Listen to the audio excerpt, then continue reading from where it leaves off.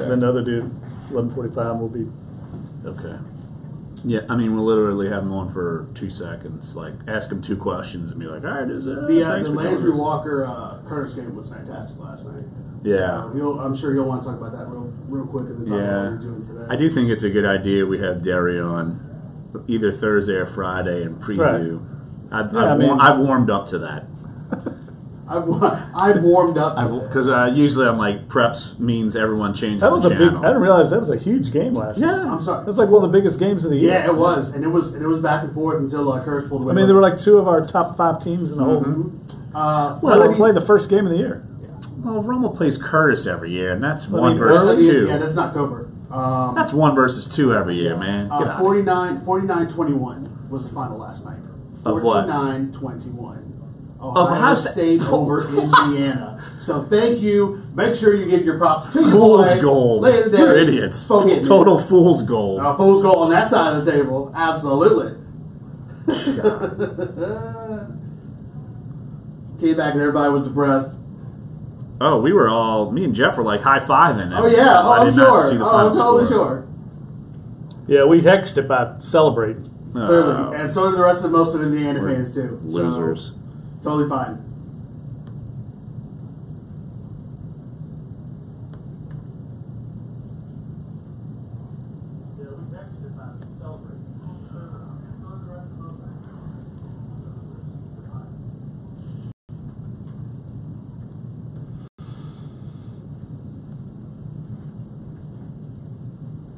Dude, I like the set.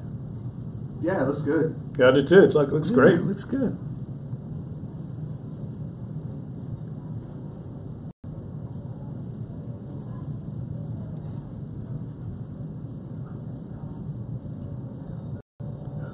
Oh, you should have gone on Vancouver radio. I went on Vancouver radio this morning to talk about Adam Bighill. You did? Yeah. Yeah, that Vancouver, they cover the NFL. Yeah, they do. I mean, they're always one of the bigger stations, like in Canada. Yeah, I noticed they had Marvez. I can't find your post. Oh, there it is. Who makes the cut? This. That's my projections post. Oh, your post about the radio show. Oh, well, it exists. I have it right here. It was at 9 o'clock this morning. 9? Yeah. All right.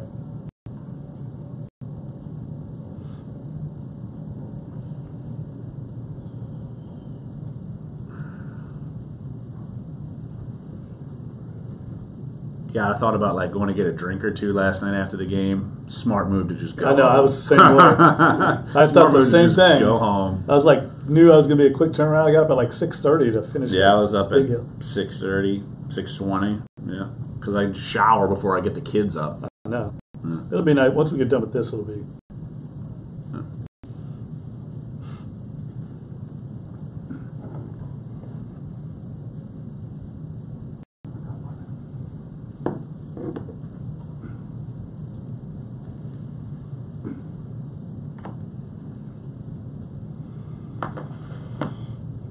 Duncan Holder. We made it to September 1st, a Friday. And Jeff, we are show 2 at our NOLA.com Times-Picayune studios. And you, if any of you are watching on YouTube Live, you have decorated this place so swell. So swell. Yes, my sister is an interior designer in Dallas, Texas, and I learned a little bit from her. We've got every... Come on. I hope your sister is not trying to claim that this is...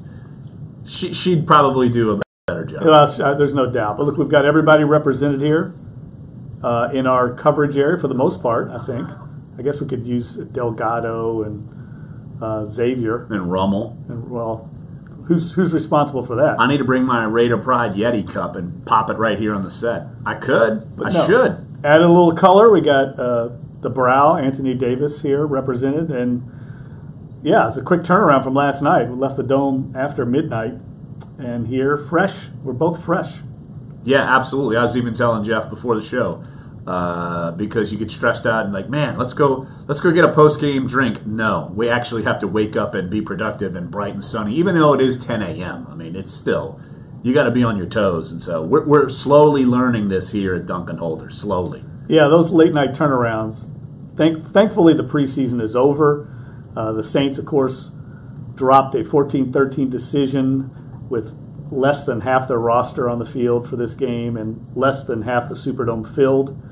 But we were there, and we're going to talk about it today along with some other exciting stuff for the weekend. Big weekend of college football. Absolutely. And right off the bat, Evil Clyde It's not true. wants to chime in right away. Absolutely. I'm surprised you didn't start off with it. Why would I start off with me and Jeff being wrong and you being right? Why on planet Earth would I ever do Because this? that's the honorable thing to do, clearly. We have no honor. How long have you known us? Long time.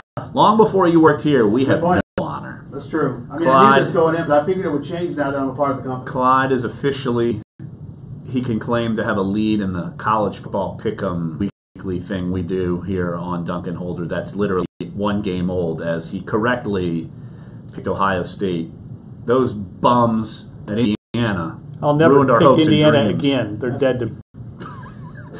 I'm willing to bet. I'm willing to bet that Indiana probably won't show up in our top 10 games unless they have some miraculous run into like the top 25. Let's get Courtney Roby on the show to discuss why Indiana is so pitiful in football every year. Antoine Randall, maybe. Yes. Him too. I mean, come on. They had a lead at halftime. They couldn't cover 20.5-point cushion at home. They blew it. Gosh. You've ruined all of our hopes and dreams now that Clyde is leading the way with one win. He can claim it. So Clyde's like a 6-furlong sprinter getting the lead in the Kentucky Derby. It's going to be brief. The lead's going to be brief. Well, the Saints, they have a quick turnaround too, because they're done with the preseason, and usually the Saints wait until Saturday morning to start making the phone calls to the players, bring your playbook, and we're going to have to let you go, put you on waivers. But Sean Payton saying after the game last night that they're going to have to get started today, and there's no question in my mind, every team's going to have to get started today because we keep reminding you, Saints chopped down from 90 to 53 as opposed from 75 to 53. And we're going to hear in a little bit from Sean Payton on some of the aspects of cutdown day, on Adam Bighill. Jeff asked him last night about Adam Bighill, and Jeff actually just posted a column on the former Canadian football linebacker on NOLA.com. You can go check that out. Also, the backup quarterback play, and just some other aspects. Look, the Will Lutz kick where it got blocked. We'll hear what Sean Payton had to say. But Jeff, look, we know, and this isn't anything new. You get to the preseason game, the finale, and you're not going to see any of the real starters play. And just to put it in perspective, how the Saints feel, say, at a position like wide receiver, their top 5 wide receivers never touch the field. And that includes Brandon Coleman and Tommy Lee Lewis. Good indicator of who's making the roster and who's probably not. Yeah, if you played last night, your roster spot is most likely still in jeopardy, or you were a guy like Max Unger or Manti Te'o or Kobe Fleener that just needed reps. Ryan Ramczyk as well played. Right, but for the most part, they were guys that are on the bubble trying to earn a spot. And I really think of the 37 cuts the Saints have to make today, probably about 25 of them are pretty easy, no-brainer cuts. And then you're going to get maybe even less, a handful, several guys vying for probably 4 or 5 spots. And those were the guys that saw most of the action last night. I mean, for instance, Adam Bighill told me he played every snap of defense and every special teams play except field goal and extra point. So he was on the field getting a long look. And even if he doesn't make this team, which I think he's on the outside looking in for the most part, but I think he's got an outside shot, guys like him have a chance to come back on maybe the practice squad or land on another roster somewhere. So it's not the end of the road if they get that call in the next 48 hours. Yeah, I did radio up in Vancouver this morning, British Columbia, and of course that's where Adam Bighill played CFL. And I kept telling him this, it's cliche, but with a player like him, it is literally a numbers game. How many linebackers do you want to keep compared to defensive linemen, compared to secondary? And it even bleeds over into the offense. If you keep non-offensive linemen, someone somewhere else is going to be on the outside looking in. So and I did my projected roster after the game. I had Big Hill on the roster, but I think it's, and Sean Payton kind of even alluded to it, you got to have a discussion because what do you do at defensive line? What do you do at linebacker? Look, we saw Nate Stupar got hurt. We don't know how serious it is, but how many people do you play there? And look, last night you saw Adam Big Hill, you saw Manti Te'o play just a fraction of snaps, but you didn't see A.J. Klein, you didn't see Craig Robertson, you didn't see Alex Anzalone, and you know those guys have been seen a lot of times with the one, so you're figuring out depth at that spot. Well, Sean Payton even said afterward he knows who the starting unit is, and I think that's pretty clear. It's Te'o, Klein, and Anzalone. And after that, he said he doesn't know who the depth is at linebacker. I would assume Robertson is definitely one of them. Sure. But after that, I don't think he knows. And he even said as much. And I think that's one of the positions that's going to be one of the most difficult cuts, because I think once you get past the top guys, everybody's kind of the same player. And I hate to reduce it down to that. I'm sure they don't appreciate being labeled that way. But similar in ability, maybe with a flaw here or there in a different part of their game. 504-260-1280 is the number to get involved, and jumping in early like you did yesterday, Brother in Metairie. Brother, thanks for calling Dunc and Holder. What you got, brother? Morning. Go for it.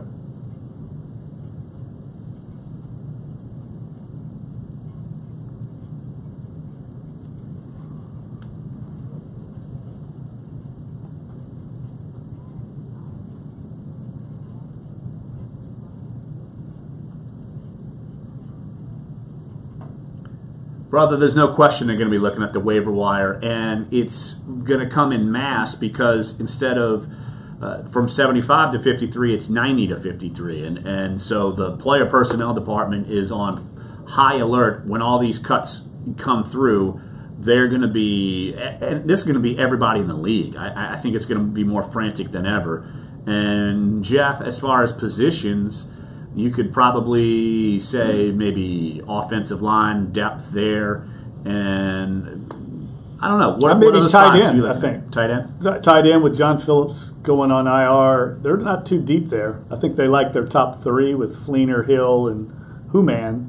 They could use a fourth tight end maybe. I could see that being a spot, and they could always use a veteran corner. I think they've shown their hand there, brother. I mean, they looked for Joe Hayden.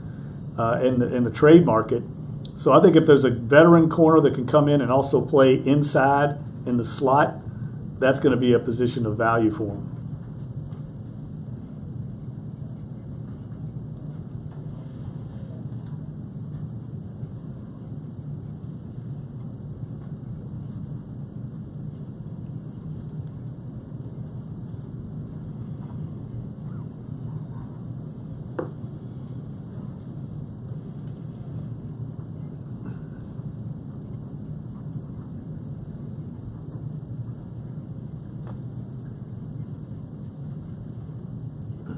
All right, brother. Appreciate the phone call and appreciate the kind words. And Jeff, I've already scolded you for your crystal ball. I have not made a prediction on the record, off the record. I have not made a prediction, period. But yeah, easy to criticize when you don't make predictions. Come on, big dog, get a prediction out there. I predict that if they go 1-3, they will go no better than 8-8. How about that? Whoa. Okay. We'll have a milkshake on the line. No stakes. The prize has dropped since Clyde took a 1-game lead on us. Steak for steaks. We've gone from steaks to milkshakes. Steaks to shakes. But look, I'm on record, brother. 10-6. Read my crystal ball column, and I think they're going to rally at the end of the year as they get healthier. It sounds like good news with Terron Armstead. I like their chances, even if they do start slow, and I think it's likely, considering the shape of the roster, the injury status of some of their key players, and the strength of their opposition early on. But I don't think it's devastating if they do start 1-3 this year, because I think they've got an easier schedule and a better roster. Well, you look at it, and some of the players, we'll go through some more of the players that we feel like are on the bubble, if they're in, if they're out in the next segment. And also, I think the biggest question leaving the game last night, what happened with Marcus Williams? He played, he left the game with trainers, went to the locker room, we didn't see him. We have no idea what happened. It could be minor, it could be major. We don't know, but that's the risk you take when you throw a guy out there and you feel like, all right, he could be a starter, because Von Bell and Marcus Williams started. Kenny Vaccaro sat out. Marshawn Lattimore sat out. P.J. Williams sat out. You sat Sheldon Rankins, Cam Jordan, A.J. Klein. You sat Alex Okafor. It's basically the starting lineup they sat. But when you play Marcus Williams, they wanted to get him some more reps, and he left with something. We don't know what it is. So for the Saints' sake, I'm sure they're hoping it's better than worse. But that's the unfortunate risk you take in preseason, especially their fourth preseason game, when you kind of let somebody out there and they run the risk of possibly getting hurt. It looks like Marcus Williams, before this injury, had supplanted Von Bell as the starting free safety. And Von Bell has not looked that good in coverage. He looks more, to me, every day like a strong safety in the box type of guy. He struggles in coverage. He got called for holding in coverage last night on a third down, I think. That would be a big blow, because Williams has the range and the ball hawk skills that they've lacked in center field. He's what they thought Jarris Byrd was going to be when they signed him in free agency. So to lose Williams for any period of time when you're already down Delvin Breaux, that really puts some pressure on the Saints front seven to compensate for the injuries on the back end. All right, let's take a quick break right here on the show to get involved. Your thoughts after 4 preseason games. Who do you think is going to make the roster? Who do you think is on the way out? Give us your opinions. 504-260-1280. We'll take your calls throughout the show. I will tell you, in the 11 o'clock hour, we are going to have Jim Darion, who fills in at time to time here on the show. He will give us the breakdown of the prep football weekend. We're going to have him on each week. Obviously, prep football huge in this town, and Jim is the dean, certainly on our staff and throughout this city, one of the deans of prep football. So we'll have him on as well. So come on back. You'll hear from Sean Payton later on in the show. And again, get involved. We want to know who makes this roster and who doesn't, and what the hell just happened. Country Fried Friday, baby. I love it, Angie. Angie, I thought we were like this. I thought we were tight. Now it's Country Fried Friday. What happened? Yes, it is. Officially. Are we going to have to talk about the love triangle with your mom and Hacksaw and Ted DiBiase again? Are we going to have to do that? No, be careful what you wish for. Jeff, no, we're not. Angie has the ability to turn off my mic whenever she wants. So she has the power. Angie, yeah. I still not do love mine. you. Oh, Clyde, get out of here. Clyde reveling in his 1-0 victory. Exactly. So come on back. Sports 1280, NOLA.com, and the iHeart Radio app, as we're live from our NOLA.com. Mike's fuzzy? I don't know what that would mean.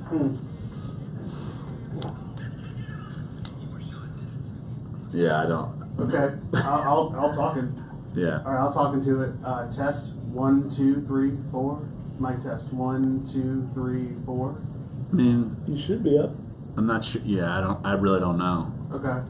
Could you hear now? I'm turning you up more. It's just kind of distorted. She's saying. I don't know if we know what the hell to do. Yeah, I was going to say, honestly, not that we would know what to be able to do with this. No, I just because I haven't touched anything on this side. So. Yeah. Who knows? Is it bearable or? Okay. Okay, well that's good. Although I don't want a distorted voice. All right. You could just do evil. Yeah. Yes, fuzzy. Evil because I'm a winner. Yeah. Well, the problem is I'm not going to be able to tell on my headset because my headset's still like scratchy, like it was yesterday. So I'm not a good judge. I thought Luke was coming today. Yeah, he was supposed to be coming today. He told me he was coming today. Oh well, I guess we'll live. We didn't even mention LSU BYU in the entire segment. Yes.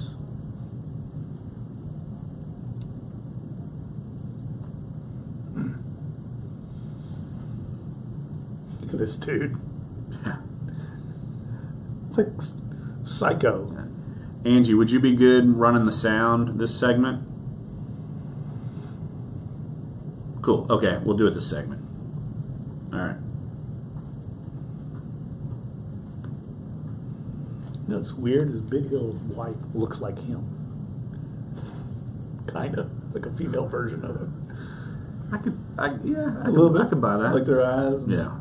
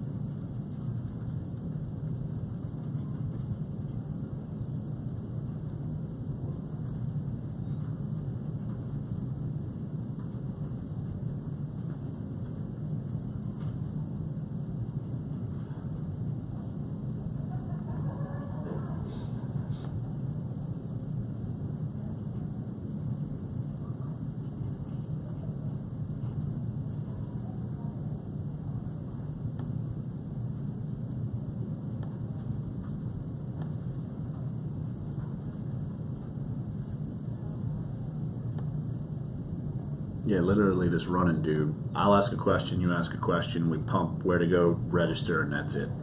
Yeah, yeah. Yeah. Yeah, exactly. Those first couple things and we'll get it out. Yeah. Okay.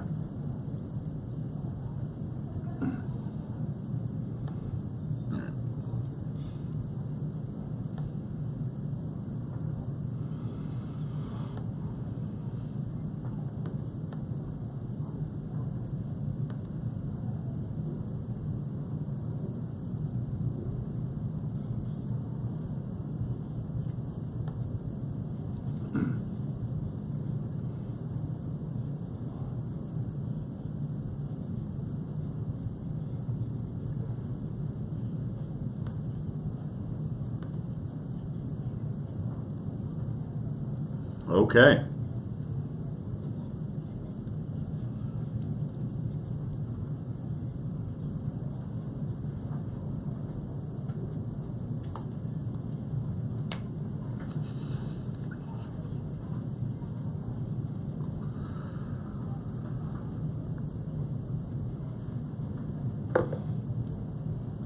I'm just gonna have to get used to this because it's never going away. It is not. The fact that I complain about it means it's never going to go away. Maybe if I just like ignore it and it'll just drift off into the sunset. It'll just drift off in a beer and a whiskey and wine and women. That's all they sing about in country. That's it. Nice sweeping broad brush there. Tractors, booze, nice generalization. Women, men, whatever. That's it. That's it. Rednecks. They sing about rednecks. Right. Exactly. There's lots of things. See. You're forgetting about it. And sometimes they sing about the Lord. Sometimes? Only on occasions where it needs to happen. Oh my gosh. Anyway, let's go to the phone lines. 504-260-1280 is the number to get involved. Rip in Boulder, Colorado. I'm assuming an iHeart Radio listener. Appreciate you jumping on the show. What you got?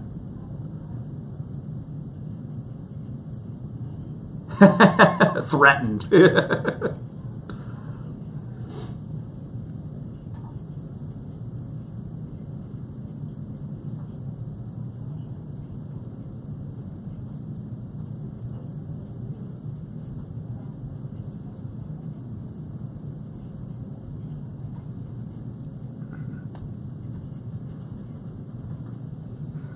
Hey, Rip, appreciate the phone call and appreciate the listen on the iHeart Radio app. And that is a great question. And I'm sure Sean Payton is probably having this dilemma with his staff right now. Is it time to pull the plug on him?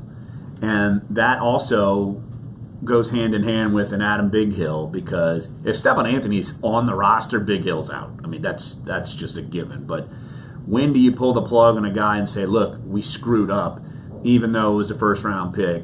I've had him off the roster for my last several 2 or 3 roster projections, and I probably felt like I even hung on to him a little too long.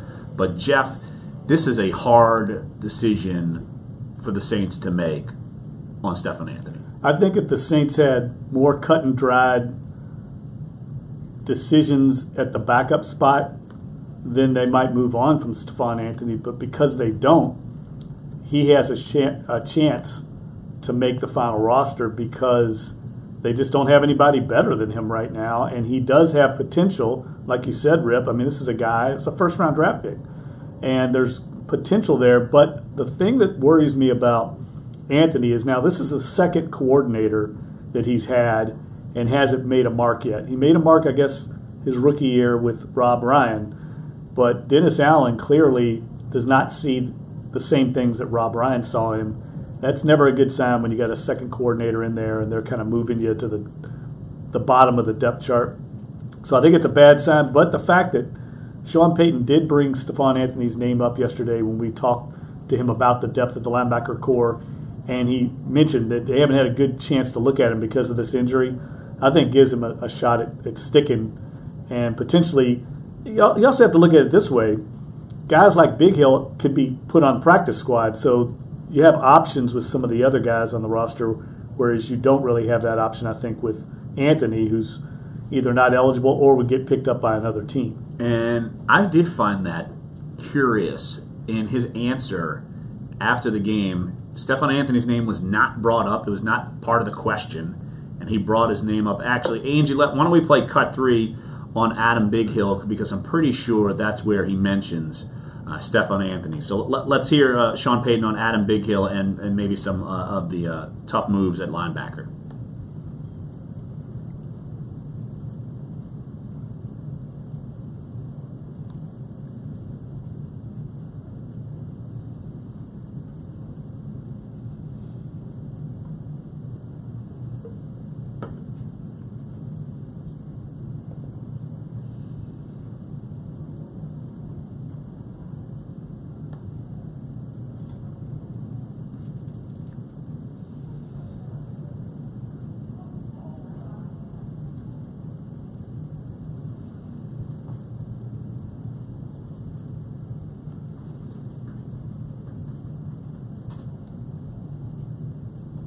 And there's no doubt Peyton's not lip service there. He appreciates when someone like that grinds it out and possibly etches his way on there. But okay, let's try to read between the lines with Peyton and Stephane Anthony. Maybe he's saying we'd like to see him out there and saying he's nicked up. Maybe they just like to see him out there because they don't want to be wrong at a first-round pick. Maybe that's what he's referring to. Yeah, that's a good point. I think trying to read the tea leaves here is difficult. He actually, I think, was pretty candid last night after the game. I was the one that asked him about, I thought their depth at linebacker was greatly improved, and he kind of shot me down in a nice way, saying, no, I don't think we are as deep there as you think. So that's a concern for them. So maybe that's a spot that the waiver wire is addressed, and we think they're deeper at linebacker than the Saints actually think. Well, and I also think that maybe Nate Stupar's out for a little while. Right. That's one spot. Good point. Mike Maudie, you're not going to have him play defense. He's just going to be a special teams guy, which means if you look at A.J. Klein, Craig Robertson, Alex Anzalone, Manti Te'o, you know those are your top 4 linebackers. Outside of that, though, what do you have? Adam Big Hill might squeeze in there. And then what's the guy's name? Audie Cole. I haven't seen him do anything. So Audie Cole was brought in late. Jonathan Walton was a guy that they had. He played a lot last night. Yeah, they wanted to get a good look at him. He's a guy I think they were kind of intrigued by. And then the other guy is Brian Brayman, who's more of a special teams guy. So yeah, they've got a bunch of kind of the same player there. Nobody really standing out. And I think they're going to continue to churn that. That's why they're bringing in all these players at linebacker. And maybe I feel like they have more depth than it appears, because I feel like each linebacker can play multiple positions, and you probably couldn't say that in the past. So you could lean on 4 guys, and if someone gets hurt, you won't feel uncomfortable plugging another guy somewhere else with just a few bodies. It's almost like the philosophy of the offensive line. If you get a utility backup lineman, you don't need to carry as many linemen. So I think I kind of understand where Peyton's coming from when he says that. And, going back to what he said about Big Hill, you can tell Peyton loves Adam Big Hill and wants desperately to be able to keep him, but he knows he's a little short. He's not quite fast enough. There's all these little things in his game that have kept him from being an NFL player. But yet, in another year, he might have made this team as that special teams kind of reserve linebacker type. He would have made the team last year, I promise you. Yeah, because their linebacker play was so poor, and you couldn't trust him. I mean, he would have been on the team last year, no doubt. And he reminds me, and I made this point in my column, in a way, of Steve Gleason. They're both from the same area, the state of Washington, kind of overachiever, linebackers that played up, if you will, and incredible all-around athletes that have maxed out their ability. And they could find a home in the NFL on special teams. But Big Hill's not the fastest guy in the world. He's the first to admit that. And on special teams, you got to be able to run. Right. You're covering a lot of ground. And so I think that's the one drawback for him that might keep him off the roster is he's not quite fast enough to play teams. Let's take a quick break right here on the show. 504-260-1280 is the number to get involved. And we're taking your thoughts on the team. Who's in? Who's out? We haven't even gotten to Al-Quadin Muhammad, who made another impression last night, and that could be a very good sign for the 6th-round pick. So we'll go into his game, and then, of course, look, LSU BYU, we have not even gotten to that. I was saving that for mainly the second hour, so we'll talk a lot about that as well. And then the Pelicans, my goodness, it was News Central yesterday. We'll go into all of their moves, of who's coming, who's going, who's hurt again? Oh my goodness. It's an epidemic still. Epidemic. It's a broken record. Absolutely. I'm sure fans are tired of it. I'm sure the Pelicans are tired of it, but we'll see what happens. So come on back. Sports1280 NOLA.com and the iHeartRadio app as we're live from our NOLA.com Times-Picayune studios here on Canal Place. We're Dunc and Holder.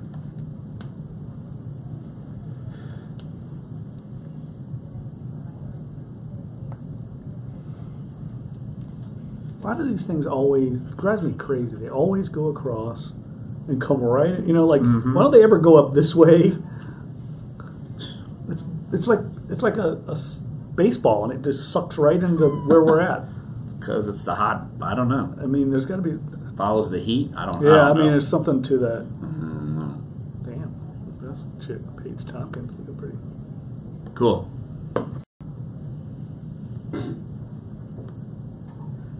Comment from YouTube. Sir Lawrence, the coif looks outstanding. Love it. It's entirely too long right now. It looks like it's some overgrown grass. It's entirely too long. It is. Out of It control. is longer than normal. Yeah. Well, how much of it covers, like when you wear a visor, it's amazing. Well, after this, I'm going to the North Shore, and I got a mixed double state tennis tournament in Mandeville. Oh, cool deal. And I'm really thinking about going Patrick Rafter and wearing the ponytail. Look like pebbles. Do the Big Hill man bun thing. I can't get it that low, but I could do like that little thing on top of his head, whatever it is. Trust me, my wife's begging me to get a haircut. I probably have to this week before I actually have to make a TV appearance in Minnesota.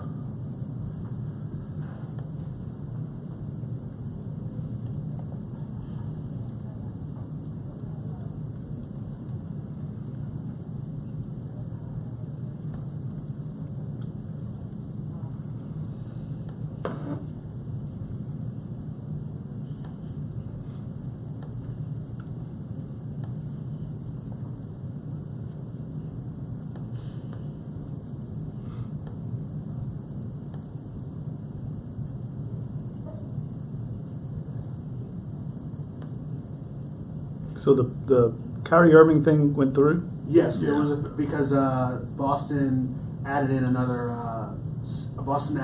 late round, or like a second round pick for it, and Cleveland was like, sure, we'll take it, time. So now it's official. Jeff, you see this? Watch this.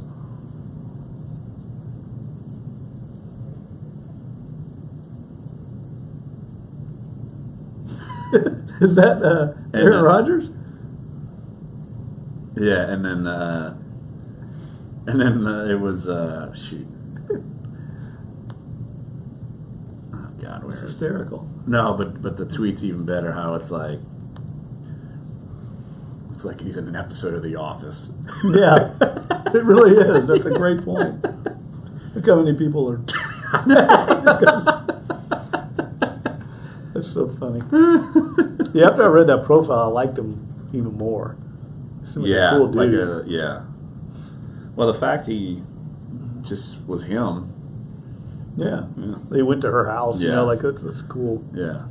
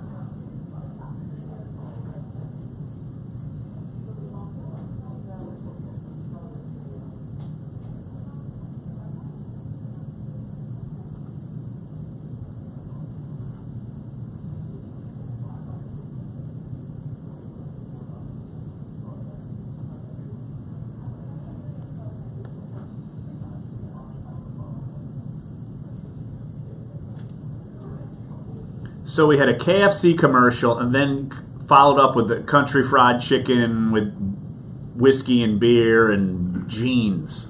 I hear a fiddle. It's always a good thing. What is going on with this show? I mean, seriously, what is going on with the show? We're diversifying. I'm just going to let Jim interests. Jerry come in every week and just host for me. I'll take Fridays off, and y'all could just fiddle away. You could play the triangle, or the jug, or a kazoo, and y'all could just have a little bluegrass miracle band over here. That's right, baby. I grew up in bluegrass country. I know. You need to broaden your horizons a little bit. I know. River Ridge, West Banker. That's exactly. Let's hit the phone lines. 504-260-1280 is the number to get involved in Dunc and Holder. Mike and Metairie. Mike, thanks for calling the show. What you got, Mike? You got it.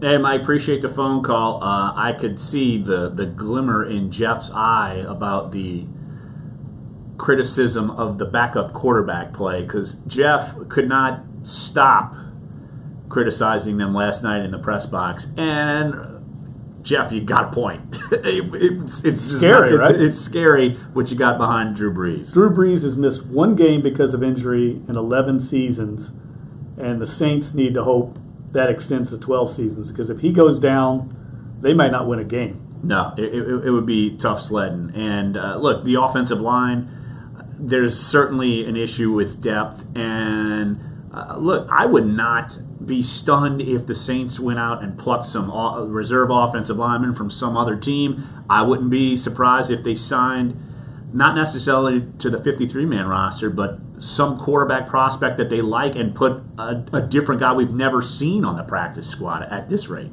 I agree 100%. Mike, you had some great observations, and you're spot on. Those are two areas of concern that I'm sure the Saints coaching staff feels the same way. Here's the issue, though. When you move on, that's the question. You move on when you can find somebody better.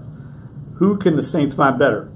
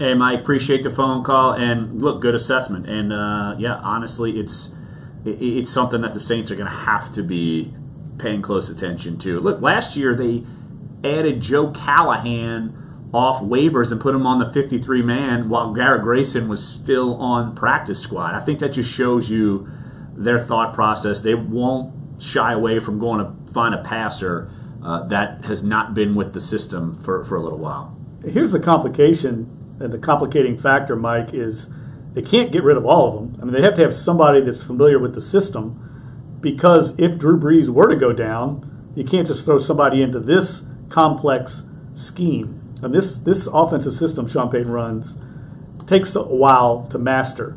So I think they've got to at least keep Chase Daniel around. But I agree with you. I think Chase Daniel's gotten worse. He was a much better quarterback in his first go-round with the Saints than he's shown so far in preseason. Angie, let's play cut one, the play of Chase Daniel and the other quarterbacks, and then we'll go to our phone caller, EJ. Stay on hold, but let's give a listen to what Sean had to say about the backup quarterback play.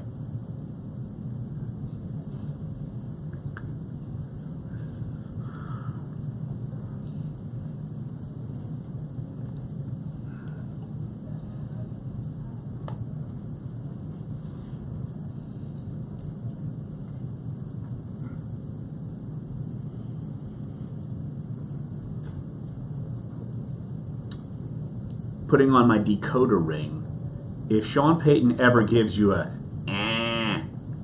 it's not good. He is not satisfied with the play of someone, your question, both. This one was the play of Chase Daniel. That's a new Sean Paytonism, by the way. That's only cropped up in the last year. I've gotten it. I know, but it in the first 11 years of his tenure, I never heard him give a goat-like Goat-like. And now I've heard it like 4 or 5 times. He wants to eat a tin can as opposed to see Chase Daniel play quarterback. He sounds a little like That's like a sheep or a billy goat. I don't know, same thing. Billy goat, yeah, thank you. Anyway, I think that was all you need to know about what he thinks. And also, I thought last night Sean was honest in his assessment of some of the players. Sometimes he's very protective of players, which I think is a good thing, why players like playing for him. But last night he was calling it like he saw it.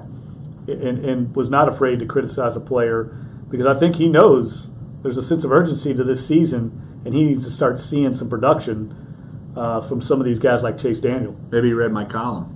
7-9, 4 years in a row. That's grounds for being adios muchacho. Let's hit the phone lines. 504-260-1280. EJ, thanks for calling the show. What you got, EJ?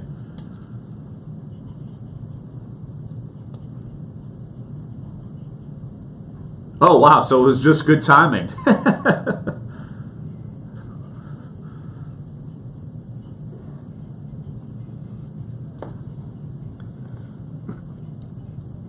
EJ, thanks for the phone call. Jeff was razor thin close sending out that tweet last night. I promise you, razor thin close. We talked about it in the press box.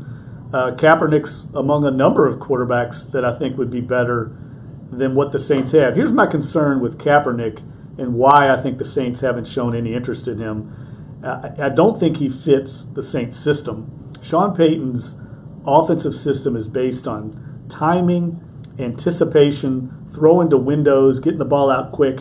That's not Colin Kaepernick. So I don't think there's anything necessarily against him, and I don't think they're worried about the protest or anything like that. I just don't think they feel like he's a fit for what they do offensively. But I agree with you. I think he's a better player than anybody they've got behind Drew Brees. Yeah, and I would agree with you. I don't think it has anything to do with the protest, but look, Drew Brees is a pocket passer, and look, I just think I feel like Sean Payton would have issues with even a guy. They might laud him and say he's this great guy. I don't think Russell Wilson would be a great fit in this offense either, just because of their freelancing abilities and some of the things they do. It just doesn't fit that profile. Now, look, we've heard you and me, Jeff, before in the past, how Sean Payton say, look, at some point maybe I have to adapt to what's going on. He's not adapting right now. It's his way right now, or it's going to be the end of the line for him. He's not changing right this second. Garrett Grayson, Chase Daniel, Drew Brees are all very similar style quarterbacks. They're all athletic, smaller guys with quick releases that throw to windows and try to anticipate. That's one of Garrett Grayson's issues right now, is he's not throwing quickly on time. And by now, as Mike said earlier, the caller, he should be there by now. He should have the system down, and he's not. And so I agree. I mean, I think it's time to move on from Garrett Grayson, but who could they find that could come in and help them at this stage better than somebody that's been in the system for 3 years? That's a concern. This is something at quarterback you usually address in the offseason. Right. Let's take a break here on the show. When we come back, we will jump into more of your conversation, 504-260-1280. Saints cuts. Who's in? Who's out? Who do you think should go? Who do you think the Saints should hang on to? I teased him a little while ago. Al-Quadin Muhammad. We've got to dive into his situation. I'll just put it to you this way. He's leaving the NFL preseason this year tied for first with sacks. Four with Jordan Willis, who I thought maybe the Saints might take a look at in the draft. They are tied for first. Those two alone with 4 sacks. That's got to make a good impression on the team. So we'll jump in to the Al-Quadin Muhammad possible stay or go situation here on Dunc and Holder, coming up next on Sports 1280, NOLA.com, and the iHeartRadio app.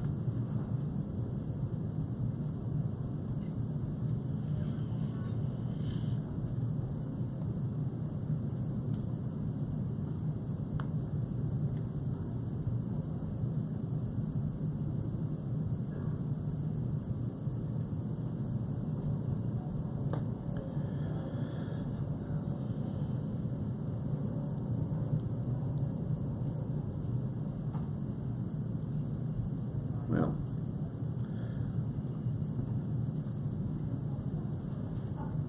oh, Cordell. I love it. Anytime you want to play any more fiddle, just go right for it, Angie. Any more fiddle. I just want you to play fiddlesticks when they say it in Caddyshack over and over again. That would be more appropriate. Or rat farts. One of the great fiddle songs of all time. The Devil Went Down to Georgia. Well, that one's okay. But that's not like, that's more mainstream. Okay. If we can play Hootie, country, Hootie, No, I'd be okay with not. it. Absolutely not. What? Of all the country you can play, and there's very little that I will actually You don't like go Hootie? against. I love Hootie. I love Hootie. If we're talking about Darius Rucker, that's a different story. Hootie is one thing. What you got against Darius Rucker? That he's not Hootie still. Come on now. I'm sorry. I went and saw Darius Rucker like 3 times. Oh, so he's not Hootie anymore. No, he's Darius Rucker. He's not Hootie. Yes. Hootie is still alive. He was never actually- Hootie is still kicking, but right now he's taking the backseat of I did not know that. I saw Darius Rucker at Jazz Fest when Hootie the Blowfish came and played with him when he was country. And Darius I Rucker. know, It's and, awesome. I appreciate that. There's a long list. We can talk about it on a Really Dead show about the difference between... We might have it in the second hour. Yeah, in the second hour. Yeah, and No. I'll give my dissertation on why, as a young black kid growing up, seeing Hootie and the Blowfish playing rock music... You're like, this doesn't fit. changed my life, but then I saw him go into Country, and you're music, like, what and the now hell I'm happened depressed here? and confused. Yes, Andy says she goes across all racial barriers. Exactly, right? That's what's awesome. He went to country music. It's the greatest thing ever. I love the success, but there's something inside of me that just twinges. He's that's the just not right. modern day Charlie Pride. Ooh, that's what yes, absolutely. Thank you. That is Who's that? absolutely You true. don't know Charlie Pride? Come on, No. man. You've got to Good kiss God. and a good morning. I don't know what's going on Something, there. something, something, and you're with a smile. I hate my life. Charlie Pride's like the first great black country singer. Yes, he was. Never heard of him. You have to have heard of it. No, I'm telling you. God. I'm telling you. I mean, I'm sure if you've heard the song, you probably heard him. Maybe. He's like huge. There, right here. Looks a little like Michael Jackson there. Looks like Tito Jackson. Tito. Jackson.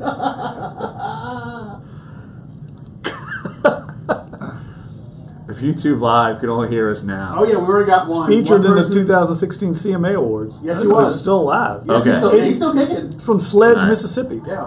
What? Yeah. No. Well, yes. Someone says Hank Williams Sr. There is no substitute. He's a minority owner of the Rangers. I didn't know that.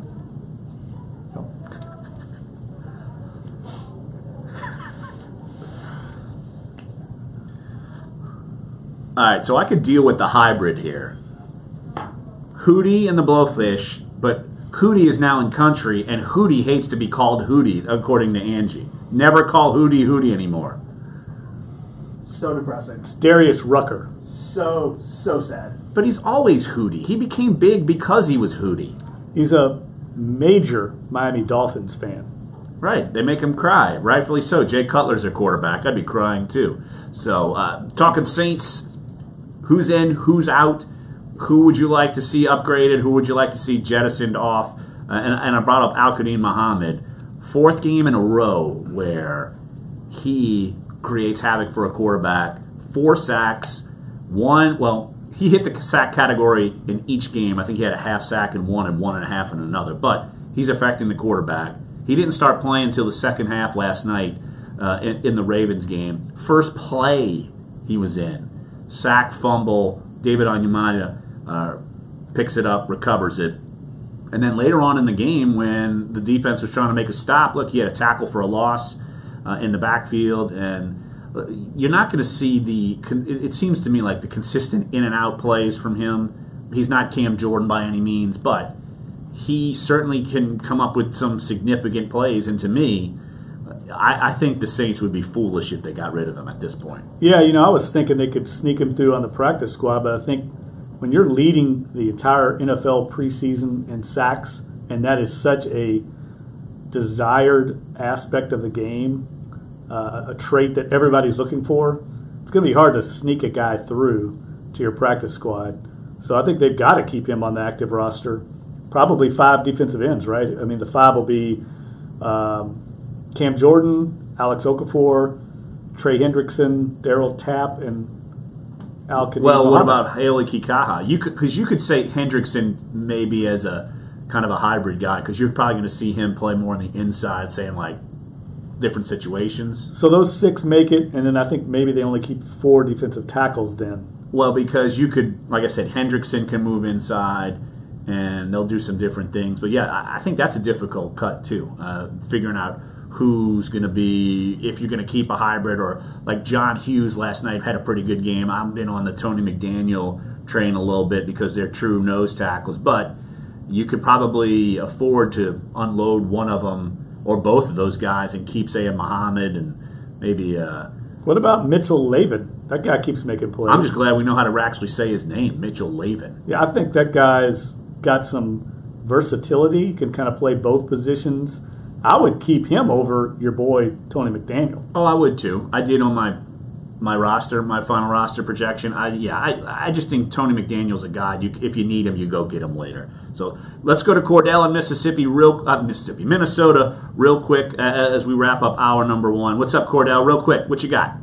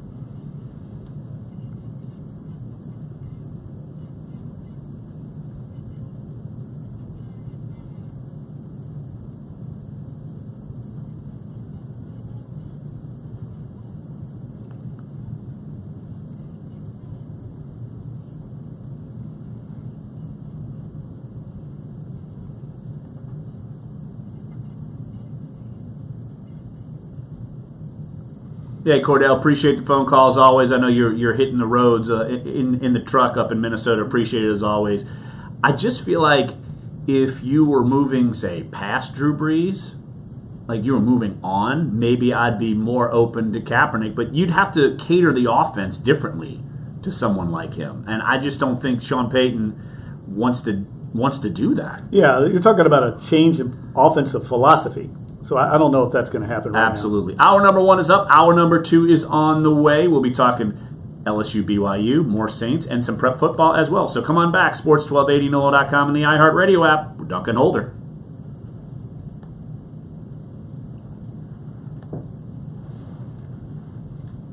Can you turn my headset down? It's like screaming at me. Headset down? Yeah. Keep going. Got it all the way down. Maybe I don't have the right one. It's 2. Yeah, he's 2. I'm 3. As it should be 3. Go up a little bit. That's good. Because it like the static and it's screaming like. Wait, you're 3? What am I? 1? You should be 1. Yeah. Like, okay. See, I mean, I had to like take my headset off. Yeah, no, it's like scratchy. Yeah, yeah. Well, so far this setup's been awesome. Huh, yeah. Now that, yeah. And they're getting us, you were there yesterday. We're going to get cards. Oh, yeah. Yeah. He's like, oh, yeah, money out of your own pocket. I'm like, you think I'm really using my own money? Well, I didn't even think about that. He did say that. Yeah, we're not using it. No, company car. It just saves Yeah. Well, it would save the company. Yeah. Well, because it cost $20 to park here yesterday. Yes. So we were only here for what? 2 hours. 2.5 hours?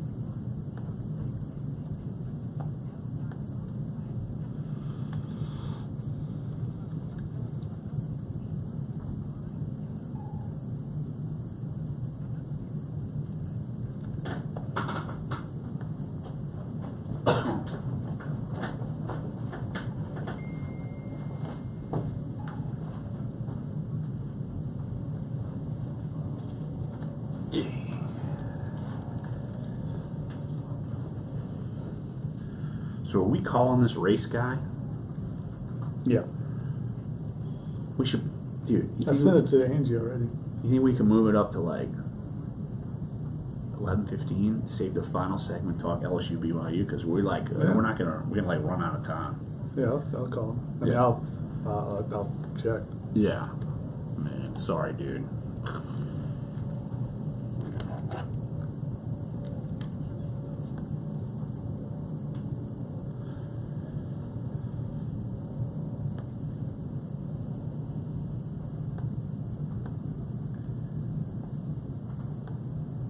Darius Rucker was never Hootie. He's always been the Blowfish. Is this true? I think that's a joke. Okay. Pretty sure it's a joke. I don't know. People are so savage. God.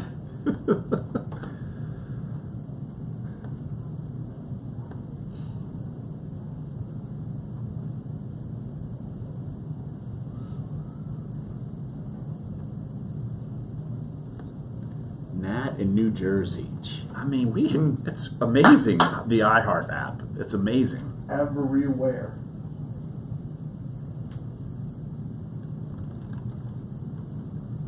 Well, I think it's so much different, too, because, you know, you won't have these people calling, like, Deacon Bobby because they're not on, like, a global app. Right. Yeah, exactly. And, I mean, regardless of how many people can listen when it goes dark. Right. You don't have a show that goes on when it comes dark. Right. So. All right.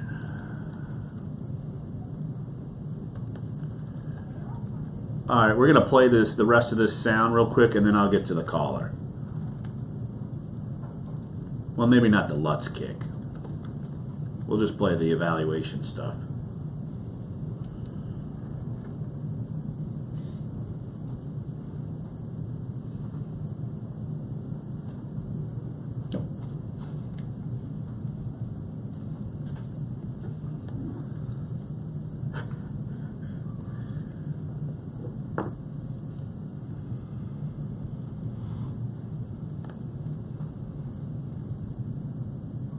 Hour number 2 of Dunc and Holder on a Friday, September 1st. Lots of good conversation on the show.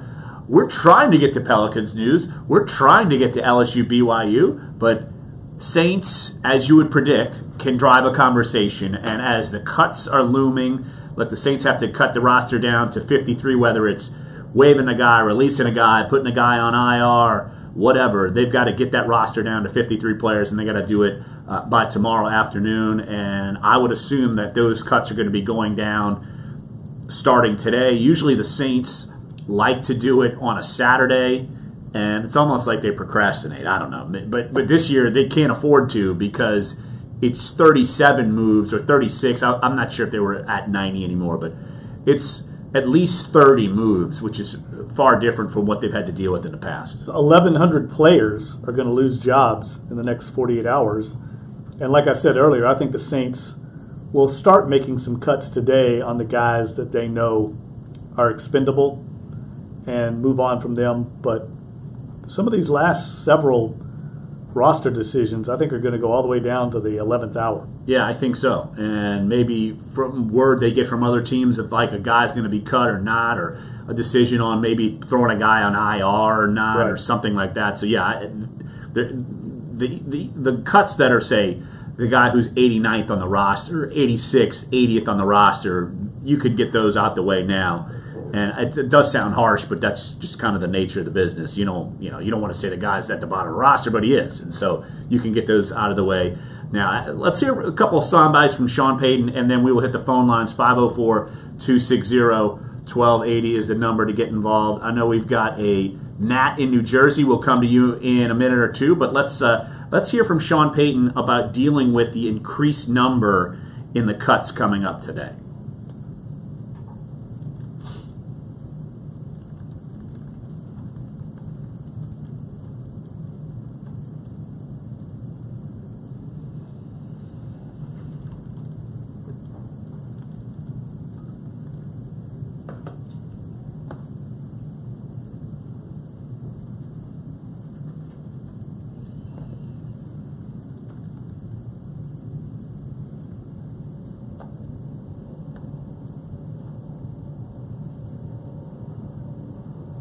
And let's hear from Sean Payton about evaluating games, whether they're good or bad, versus the overall body of work and judging how to keep a player.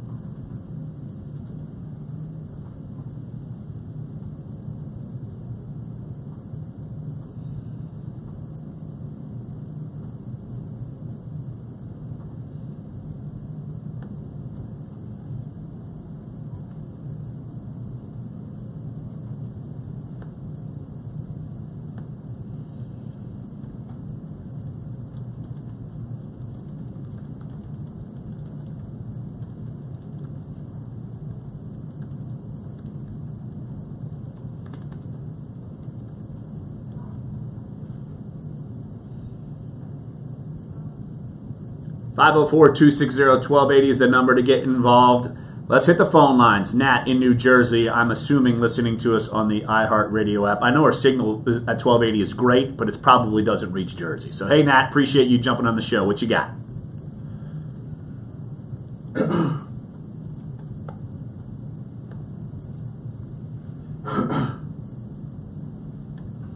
That is an interesting question. Hey, Nat, appreciate the phone call. Travaris Cadet, look, it's the first time we've seen him play significant snaps in quite a while. He's been hurt most of the preseason, and he actually had a good game.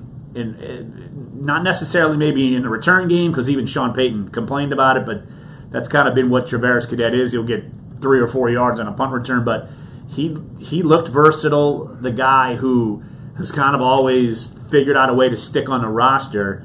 But to me, I think time's probably up, and it's more about Alvin Kamara being an explosive player and just better at what Cadet could do on the roster, as opposed to Cadet just having a bad camp. Here's what I think happens. I think they end up keeping Lasco as the 4th running back, and they're keeping him because he plays special teams more so than Cadet, who's more of a return guy on special teams as opposed to a coverage guy. I think the return men on this team are going to be Ted Ginn Jr., Alvin Kamara, and Tommy Lee Lewis. Maybe Devontae Harris, who saw a little bit of work there. But I think that eliminates Cadet as a return man. And then his role on this team would be in the nickel offense, the 2-minute offense, and that's Alvin Kamara. So I think he's just been kind of he's been over-recruited, if you will. He's no longer has a role on this team because he's not great in coverage on teams the way Lasco can be. If Kamara gets hurt, then you give Cadet a call. That's how this works. Or flip, Cadet, I'm sure a team could use somebody like him, but the Saints have upgraded over Cadet, and that's Alvin Kamara. Now, as far as Darius Victor, he's someone who I think was fighting for a practice squad spot. I don't think there's a spot with him on the active roster. Now, people are probably wondering, well, look, Lasco hasn't looked great, and he fumbled the ball away last night, and obviously that is not what Sean Payton's looking for, but Victor did the same thing when they were just trying to run the clock out in the 3rd preseason game. So I know the Saints, and Jeff, you talked to some people as well who feel like Victor would be a prime candidate for the practice squad, and I don't think that's changed in their evaluation after the last couple weeks. No, I love Darius Victor. I mean, he's the prime practice squad candidate that you have stashed in reserve in case you get injuries at the running back position. The Saints are really deep at running back, deeper than they've ever been, I think. But Victor is an interesting prospect. Low center of gravity, got that bowling ball kind of running style. He's great around the goal line, but who's he going to beat out on the active roster? I don't see any hope of beating out any of their top 3. You'd have to put him on at number 4 and beat out Lasco, and I think Lasco's a better special teams player. That's how these decisions are made when you get down to the real depth of the depth chart. Who could play on special teams, and Victor right now is not Lasco. And you mentioned special teams. Look, they've just got a new long snapper. He's not going anywhere, but look, last night, Will Lutz made you and me and a lot of other people look silly because we've been touting how much his trajectory's gotten better, and it looked like the same Will Lutz that we saw early in the season last year. His kicks were low. Actually, let's hear what Sean Payton had to say about Will Lutz's blocked field goal in the Raven game last night.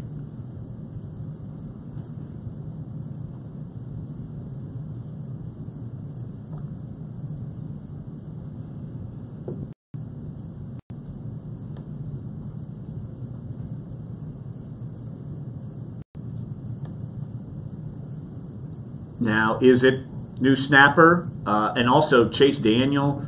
Remember, he got banged up. I don't remember who was holding on that play. Was it Daniel or was it Morstead? Because I know Morstead was holding later in the game after Chase rolled his ankle on that final drive. It was Chase was holding on the one that got blocked, and that was a little hyperbole by Sean Payton. It got more than 5 feet off the ground. I mean, the guy that blocked it is at least 6 feet tall, and he was jumping up to block it. So it might have been 6.5 feet. Typical Payton. You could tell he was not happy about it, and the one later on was equally as low. It just didn't get blocked. Right, and you could see on the sideline, Dornbach and Lutz were talking, and you could see Dornbach like motioning his arm and like how they're doing it. And look, they don't know each other. I mean, Dornbach just got here like 2 days ago. All they know is he can do magic tricks. They need to see him snap in a game, and I'm sure Sean Payton, after seeing the low kicks and that, is wondering, oh boy, am I going to see this again? After all, I felt like there was a lot of success with Will Lutz in the preseason. I was his biggest spokesperson, honestly. I sounded like his agent. But he deserved it. Now, this is your final impression, and you can feel a little shaky about him maybe in week one if they can't get this thing rectified, say, in the next 10 days. I think it's very shaky right now. I mean, I think Saints fans everywhere thought they had this problem rectified, and you see that low line drive kick. I'm sure the Saints special teams coaches right now are talking about this exact situation. You got to feel like it'll get ironed out, though, the more those guys work together, Dornbach and the holder and Lutz. So it's not ideal, certainly, having to juggle those kind of positions at that battery going into your season opener. No, considering field goal operations cost you probably 2 wins. Giants, Broncos, and if you flip those games around, who knows what would have happened. And you can't have that. I mean, that's all like pitch and catch. You cannot have that happen. So curious to see what happens coming up next time we see him play. Week 1 at Minnesota, when the real guns are on the line there. Yeah, and I tell you, Sean Payton knows they're going to be in a lot of close games this year, and special teams could decide these games because they're just not talented enough, frankly, to overwhelm opponents the way they were in 2011 and 2009. So it's going to come down to these situational drives, the 2-minute offense, being able to gain hidden yards on special teams, make a play on special teams. And right now, I think that's a work in progress. Yeah, absolutely. So let's take a break right here on the show. When we get back, we will jump into some other topics. Let's talk about Pelicans when we get back. All kinds of news going on. Trades, players hurt, notable names working out. So let's talk about that in the next segment. Then around 11:30, 11:35, we'll talk with Jim Derry, our preps guru here at NOLA.com and the Times-Picayune, lay out a big matchup last night in prep football. John Curtis beating Landry Walker, 2 of the top teams in the area and the state.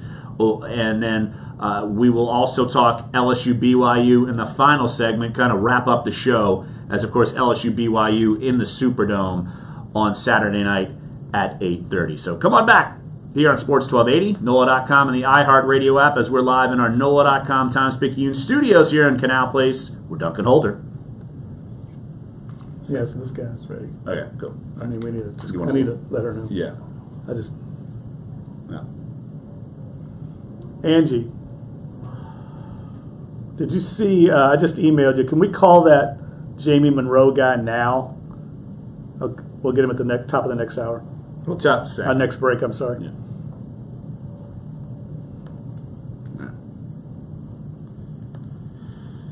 You want to intro him? Introduce him? Introduce him, yeah. Okay.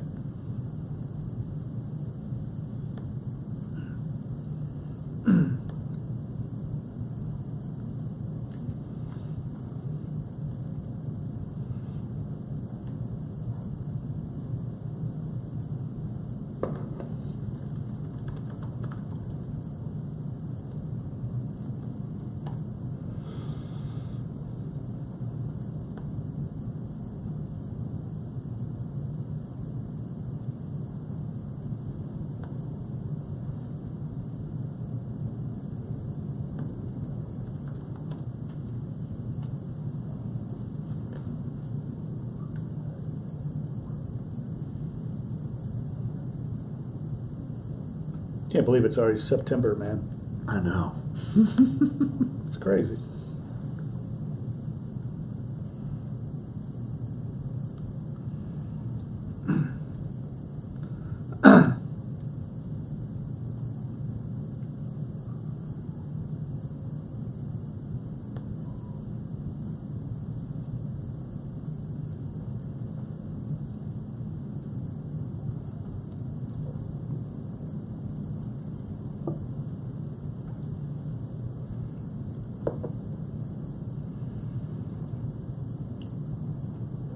Thank you.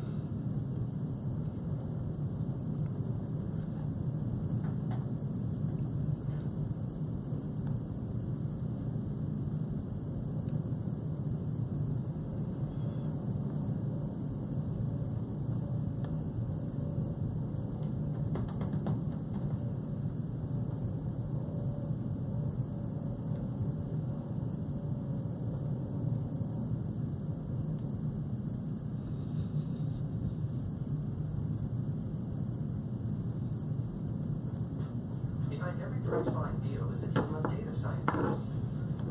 Super smart ones. And even smart.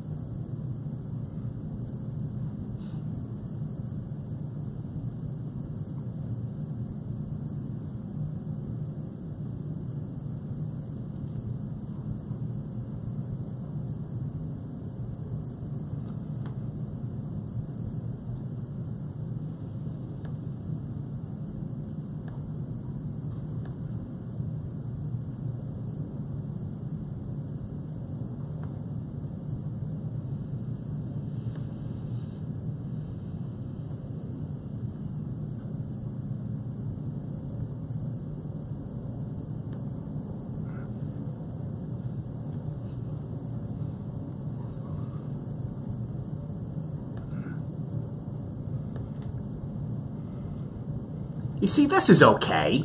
Like, Okay? this is okay. This isn't like there's a tear in my beer, I'm crying for you, dear, on a Country Fried Friday, or all my exes live in Texas. I mean, this is okay. I can handle this.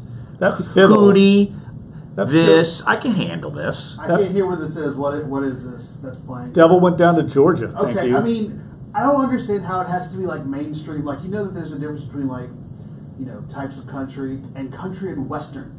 No, I don't know the difference. Yeah, well, the difference is country and western is Hank Williams Sr., Willie, all that kind of, you know, really pre-1970s before, obviously, you know, we're talking about Dolly Parton, Charlie Pride, those guys. Old school. And then the 80s and 90s, you're talking about Garth Brooks, Brooks and Dunn, Alan Jackson, guys like that. And then now in the 2000s, you know that there's like a lineage, right? No, I don't Like, know. I don't know the difference of okay. any of it. Well, I just spent time doing that, so you can get to the guess. I don't know. I don't know. All I know is, perfect segue, Devontae Harris was on the big screen last night, and his favorite show is Reba. I love that, by the way. Reba. What? Devontae Harris and Reba? You got to be kidding me. I don't get it. I love that. That will not get him cut, by the way. He will Harris, be okay. Obviously secure in his manhood. And secure in his job status, and just, hey, I guess he's down with Reba. Who knows? But Jeff, real quick here on the show, we're going to have Jamie Monroe on. The 6th annual Saints Back to Football 5K will be held on September 9th, and it's always a cool race because you end the race at the 50-yard line. Hey, Jamie, appreciate you jumping on the show, and just kind of give our listeners a quick synopsis. 6th year you guys are doing this race, a lot of participation, and obviously you're expecting a pretty good turnout.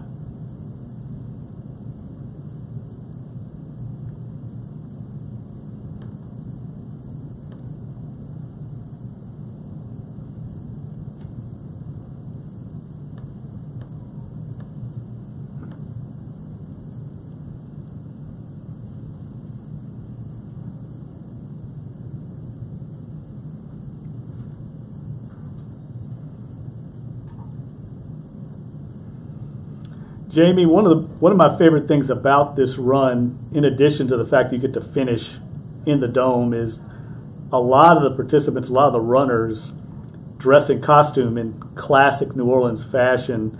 It seems like one of those great New Orleans events that even if you're not a big-time runner, it's only 3.1 miles, you can still get out there and have a lot of fun if you have to race walk a little bit.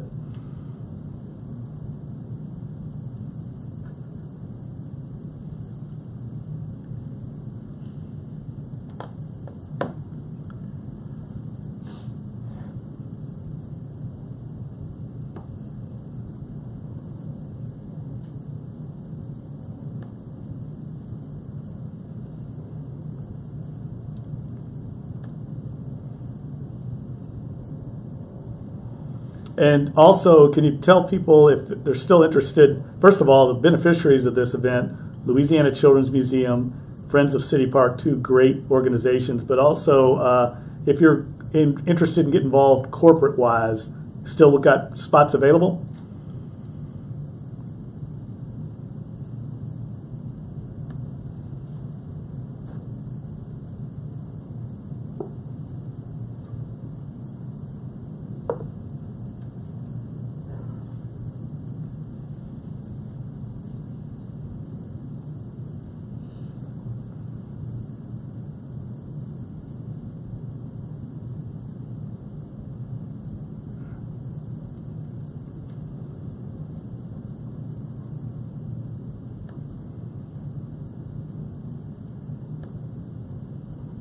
Hey, Jamie, how can runners register and get involved in the race?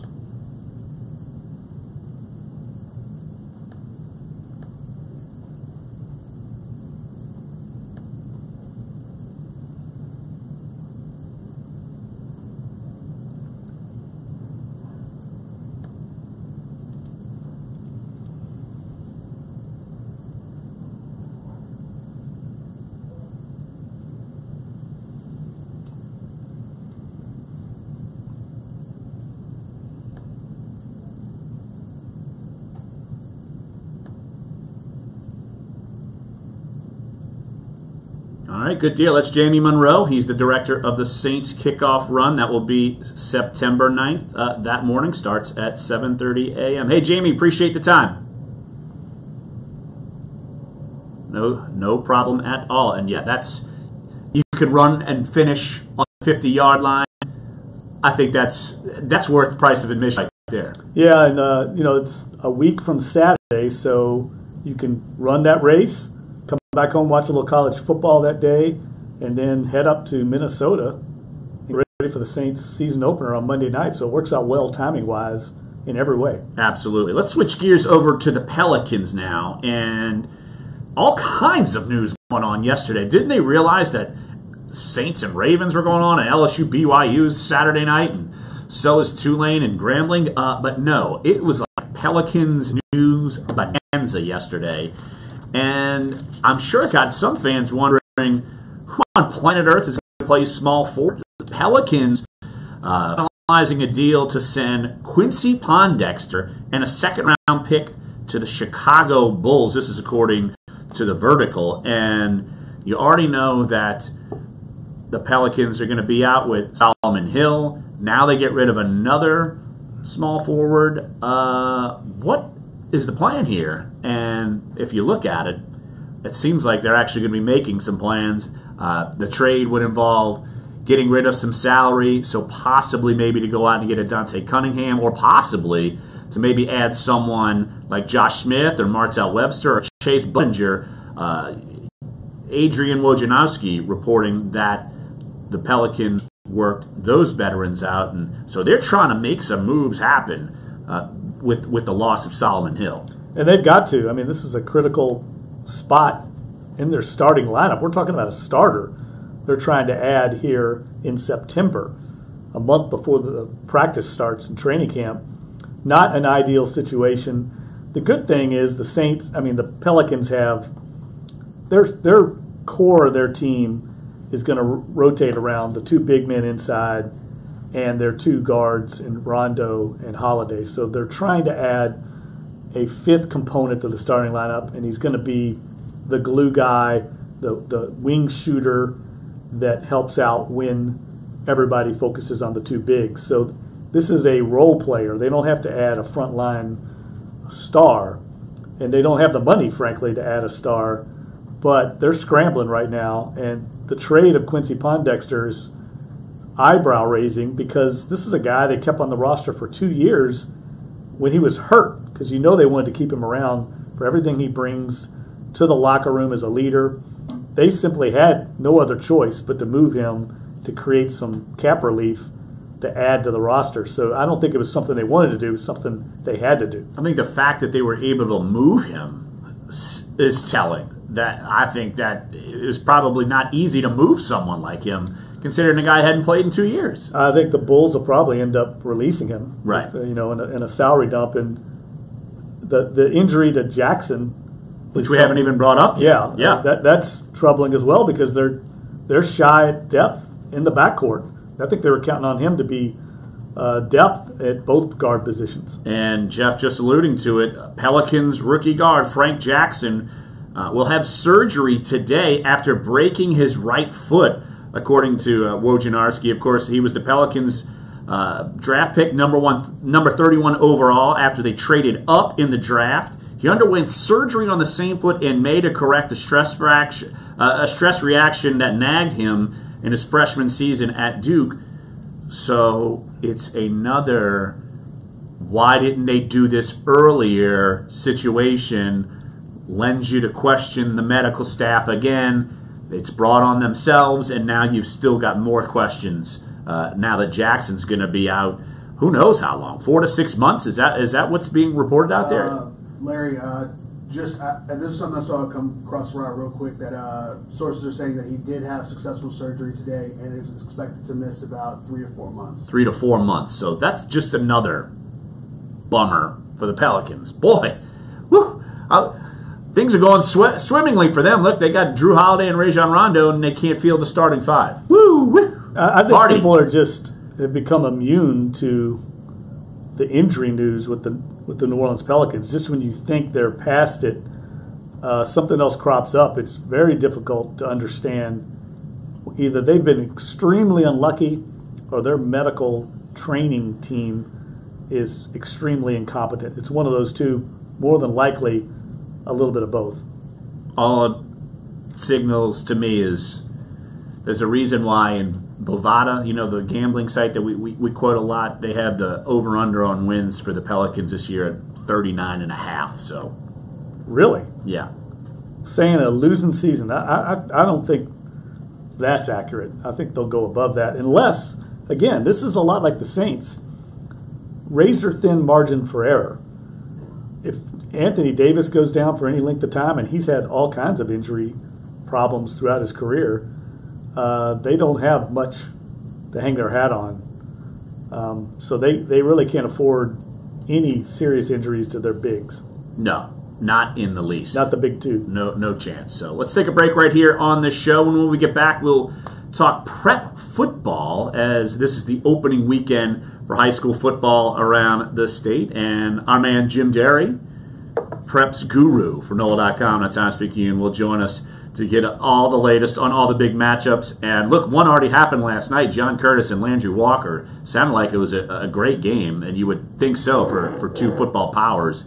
We'll talk with Jim about that and what's coming up later on this week. And he'll be broadcasting live on NOLA.com a game. We'll get the info of where he'll be coming up next here on Sports 1280, NOLA.com, and the iHeartRadio app. We're Dunc and Holder. Too much coffee. I had to go tinkle. Oh boy! You gotta go wiggle my mouse. Oh yeah, wiggle the mouse. Oh, we don't have shake the mouse. No more There's no more mics. There's no more mouse shakes. Damn it. Yeah, sorry. Maybe we can come back. Maybe once we go out the studio, have some computer monitors. I can easily go to sleep. I can go and shake some mouse somewhere around here. Really easy. Let's see. Email from Todd T. I'm going to just have to read your Twitter on Fridays, Larry, instead of listening to the show with this god-awful music. And then a text 2 minutes later from my dad, country sucks. Wow. Hot takes from the outside. Yes. Wow. I mean, this is South Louisiana, so you feel like a lot of people don't rail against country that much, but I mean, goodness gracious. Yeah, I know Baton Rouge is like country haven. Oh yeah. Yeah. Yeah. Hey, Angie, do you need Jim Derry's number?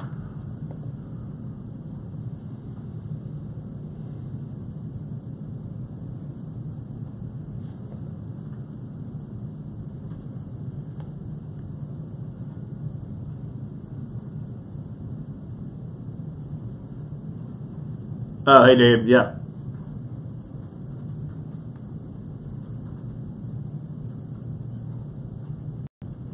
Yeah. Yeah.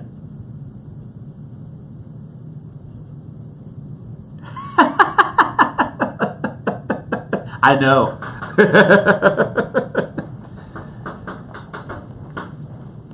Yeah, she told me. Yeah, she told me. Yeah.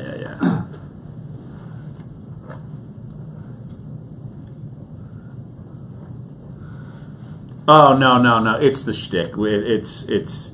I've even told Jeff I'm a closet country fan. I can't tell my wife, so it's a shtick.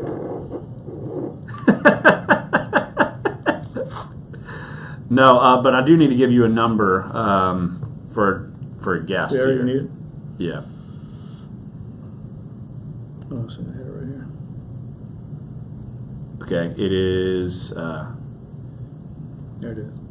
We'll tell him to call in. How about that? I got it. 232-9944. All right. I'll tell him to call in. Okay, just text him to call in. Yeah. All right, that'll be fine. And it's What's Jim Derry. Yep. Okay. 260-1280, right?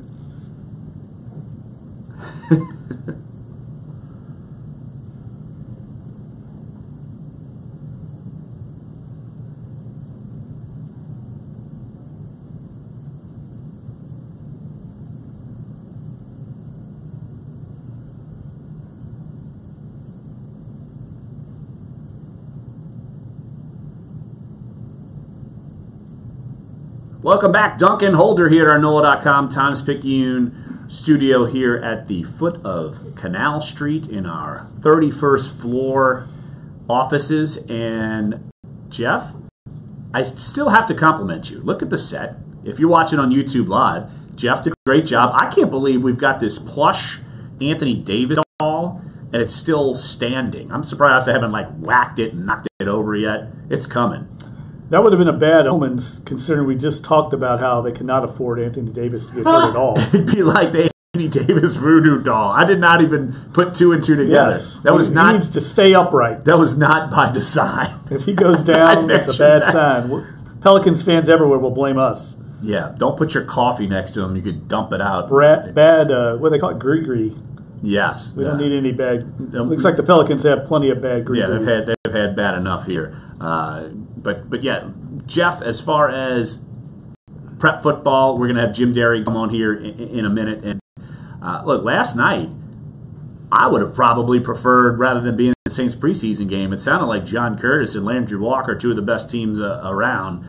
They had a barn burner last night. And so it's it's prep football season when you're seeing action like that. I bet there were more people at that game than there were in the Superdome. Had to have been. And I certainly would have been in that number if we were not forced to cover the most meaningless part of my job. NFL preseason, I detest it. I'm on record. I hate it.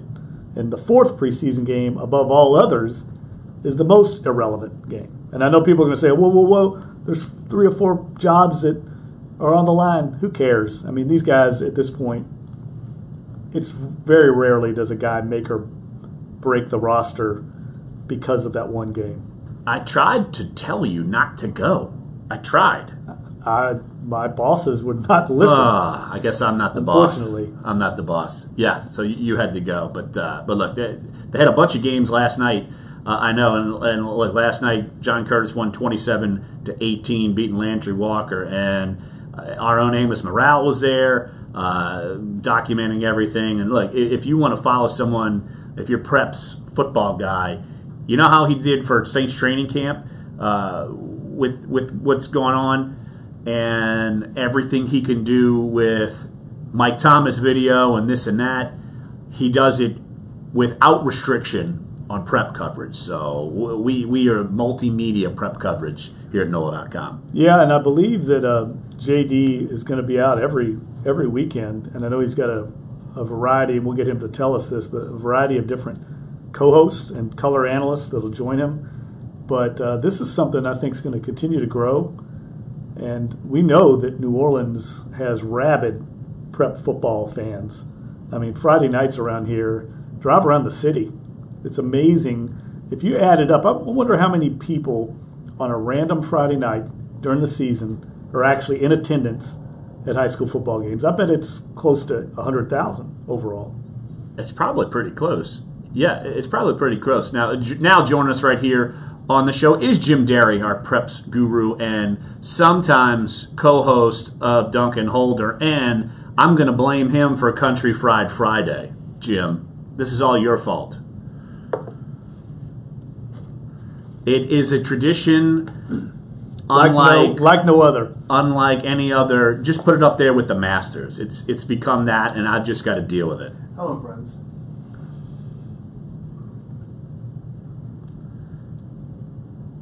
I mean, I get to take one little vacation, and all of a sudden, all hell breaks loose. The show goes chaotic. Exactly. Well, hey, Jim. First off, just kind of let the listeners know you're not just writing; you're going to be broadcasting a bunch of games. Not just this weekend, but all year round. Just kind of give our listeners what you're going to be up to this year covering prep football. We're doing it unlike anybody else.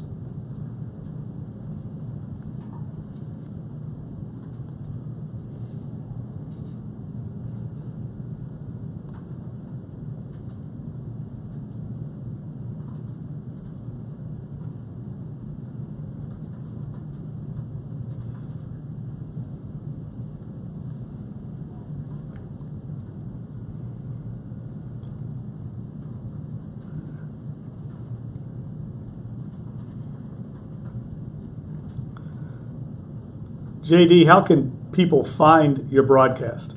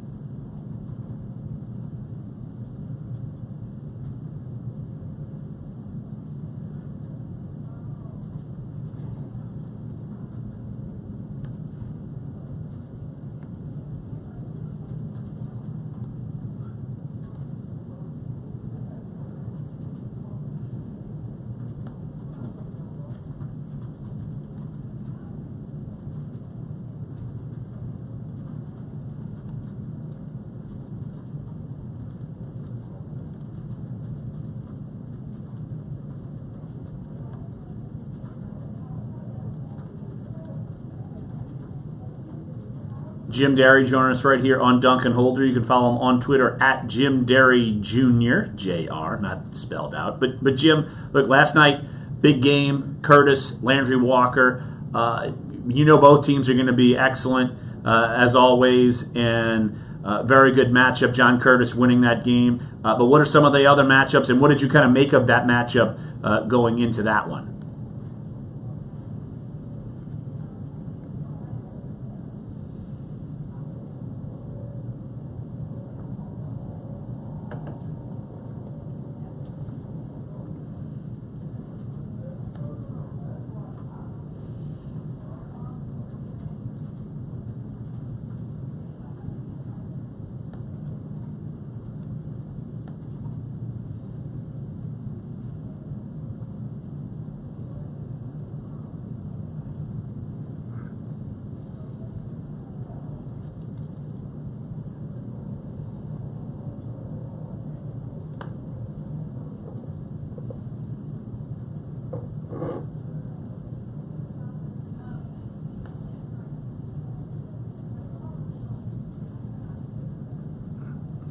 JD, is there a sleeper team out there that you think is going to be better than people think? Maybe somebody that's not a traditional power like a Landry Walker or a Carr or a Curtis that might be in line for a big season? Or Rummel.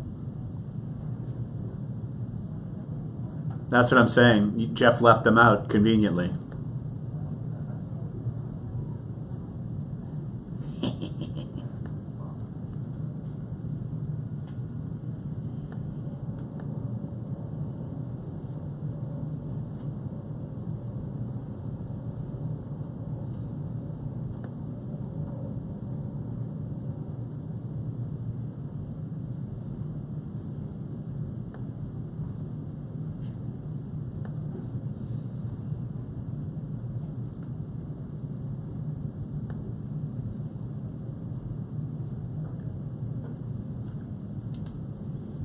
No chance. Wow. No, they have no chance. Rate of pride, yeah. Class 218. No chance.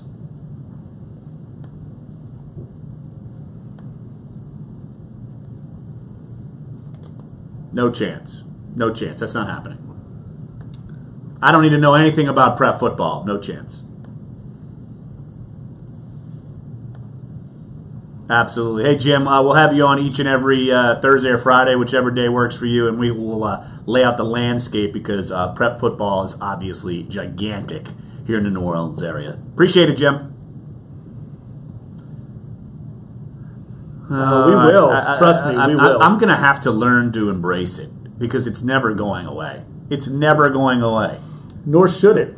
It's awesome. That's what I get when I go away. 1 day a week. That's what I get when I go away. Exactly. So let's take one final break here on this show, and when we get back, LSU, BYU. Haven't talked about it. We've talked about it a lot leading up to this week, but Saints drove the conversation today. But hey, LSU, BYU, Superdome, 8:30. There are some players I'm curious to see for LSU.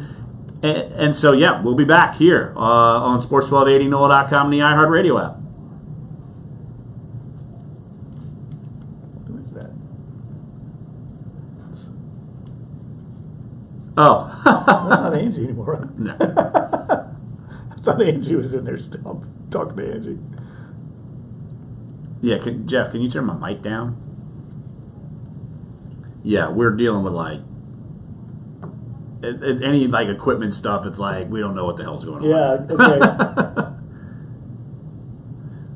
Oh well, Jeff's over there. It should be down now. Is it better now? All right, yeah, scream at me. Yeah.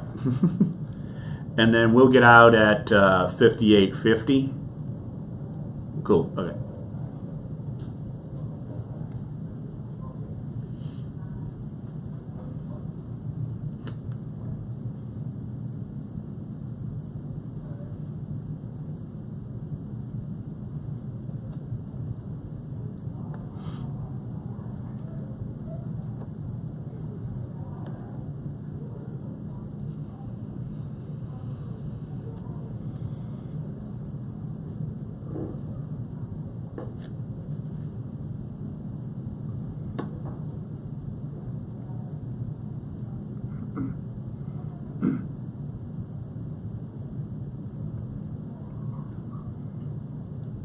Cool.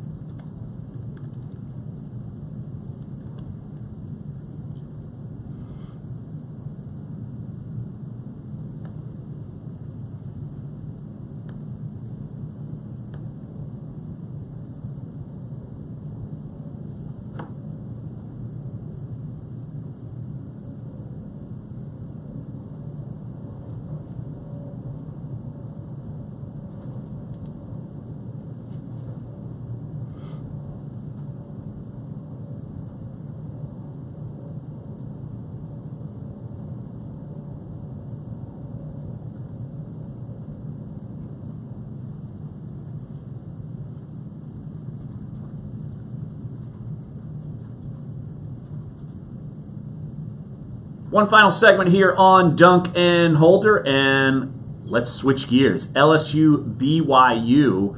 And Jeff, we knew once the game got moved down to New Orleans, odds makers would possibly, and the money would shift, and LSU would become an even bigger favorite. And what was it? We had them when we made the picks yesterday. LSU was favored by 15.5. Right, correct. And it could move by the time we get closer to game time. But look, it's obvious. No matter where they would be playing, LSU would be a favorite. But the shifting of venues for BYU, maybe that plays something into it. We can all obviously say LSU's a better football team, but it's still game one. BYU has played an opponent they didn't play very well against Portland State, but they have played one game already as a warm-up. And so, Jeff, you and me, even yesterday, we both picked BYU to cover the spread. So we're thinking it might be a little bit closer than maybe others may think, otherwise thinking this could be a blowout. I don't know if that's going to be the case. No, I think BYU is going to play this game close, maybe get worn down in the second half. LSU can wear them down and pull this one out. But I don't think, considering it's the first game of the year, LSU's breaking in a new offensive system. I think everybody's intrigued to see what Matt Canada's system is going to look like finally in person. I think it's going to be a very intriguing game. There's going to be a lot of newcomers playing for LSU. I'm interested to see how many freshmen get on the field, especially defensively. It looks like a lot are in the regular two-deep rotation. So a lot to look forward to on Saturday night. And as I understand it, Brigham Young's not even going to get on that field. I think they're going to get to walk into the stadium and kind of do literally a walkthrough. I mean, walking around the field, not even a traditional walkthrough practice. So it's an unusual situation. I don't know how many fans are going to actually make it down here. I think they had an allotment of 8,000 tickets, but that certainly cut into how many people were going to be at the game representing BYU, because Brigham Young has there's a large Mormon population in Texas, not so much here in Louisiana and in New Orleans. And you're talking about some of these freshmen, and without Arden Key playing, all we've heard all offseason is Clavon Chason, someone who is basically an Arden Key prototype. Right. I'm wondering to see how much he plays and he can affect the passer, because BYU, they're going to throw the football. Ty Detmer as their offensive coordinator, they're going to still throw the football, even though they didn't look that sharp against Portland State. But on the other side of the football, look, we've seen the Saints, how they're dealing with offensive line issues. I'm wondering how true freshman Sadiq Charles is going to play. Look, it sounds like he's going to start at right guard. And you wonder if the lights, and this isn't playing Chattanooga to open the season at Tiger Stadium. This is BYU national TV and the Superdome. And if BYU can attack that part of the offensive line, you could give LSU a little bit of trouble there, especially, look, they're going to run the football with Darius Geis, and they're not going to ask Danny Etling to win the game, per se, for them. Or maybe I'm wrong and Matt Canada puts the game in his hands. I don't know. I do think but that spot, I think, is something we got to zero in on, because week one, game one, and you got a true freshman that's going to be starting probably unexpectedly at right guard because of Tahoma's loss earlier this offseason. I think we're going to see Matt Canada lean heavily on the best player on the field, and that's Darius Geis, and get him the ball in space out of the backfield and let him carry you to victory while this offensive line kind of gets its feet under itself and goes through this next series in the schedule where they've got some easier games and easier competition. I think this game is going to be all about Darius Geis. Brigham Young, I'm sure, is aware of that, but are they good enough to stop it? Yeah, and I don't know if they're good enough to stop it completely, but look, we've seen LSU in these games in the past, and they don't come out playing totally clean. Look, remember a few years ago, what was it, when they played North Carolina, and that was you would think LSU's better than North Carolina, and it was just because it's week one, crazy things happen. LSU against Wisconsin.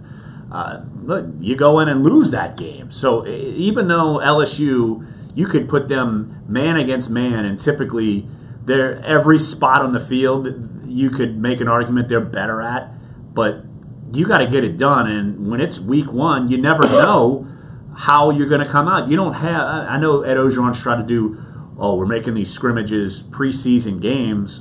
Well, guess what? They're not even preseason games. There's no crowd. You're not going against an unfamiliar foe, and these games are dicey. I mean, look, we see they're having a ton of these games this weekend. What, Alabama, Florida State, Michigan, Florida. What else? Like, say, Tennessee, Georgia Tech. I'd probably throw in that category. Yes. UCLA, Texas A&M, and a few others. Louisville, Purdue. I conveniently left that one out to get that on purpose. But, yes, it's you never know how these name programs, how they're going to perform, even though they could be favorites or even heavy favorites. Look, Brigham Young last year went to Starkville and beat Mississippi State at home. I think most LSU fans would look at Mississippi State and say, oh, it's an SEC opponent. No matter who you play in the SEC, it's going to be a tough night, right? Well, here's a team that went on the road and beat an SEC team on their home field. So I think they have to have legitimate respect for this team. They're not going to come in here intimidated. I think LSU is more talented, but Brigham Young played a lot of close games last year against Pac-12 opponents. I'll be shocked if they get blown out. I really will be. If LSU does blow them out, more power to them. That'll be very impressive to me.